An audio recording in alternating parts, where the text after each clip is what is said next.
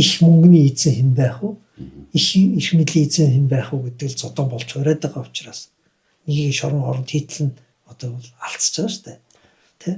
Тэгэд ийм байгаа нөхцөлд энэ хяналтгүй их хэмжээний авилга суурьтай, тогтолцооны авилгын шинжтэй болцсон эдийн засгийн одоо энэ хөшөөрөгч нь сэтгүүл зүг яаж яах вэ?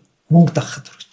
Яг бол сэтгүүл зүг хэвийн түвшинд явуулах хэмжээний эдийн засгийн хөөсөр ус төрөөс өөр гадна орж ирэхгүй байна.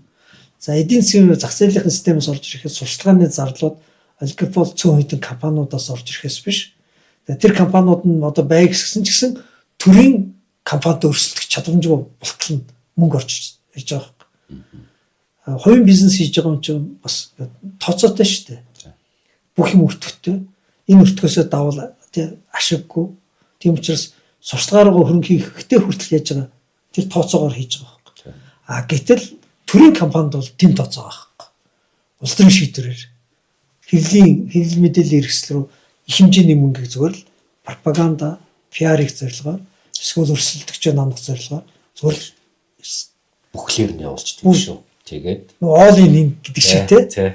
Ингээл том юм түлхчихэж байгаа байхгүй. Тэгээд жоохон байж байгаа цаг хугацааны. Тэгэхээр энэ өөрөө яаж яах вэ? Би нөгөө чөлөөт сэтгүүл зүй бие даасан байдлаар оршин тогтноход хамгийн хүнд сорилт нь яг энэ үед байна. Өөрөөр энэ мөнгөний давлгаан дээр. Хууль зүйн сайд нь хүртэл хэлсэн өөрөө баталж нотолж чадж байгаа гэсэн тусдаа зөвхөн намайг харлуулахын тулд гээд маш том дүн хэлж илэн шүү дээ. Тоо хэлж илэн шүү дээ. Тэгэхээр одоо тэр хүнийг харлуулахын тулд тийм тоо хэлж ийн гэдэг чинь их мэдл авахын тулд юу явж байгаа гэдэг бол тэр байтгал юм явж байгаа гэсэн үг байхгүй.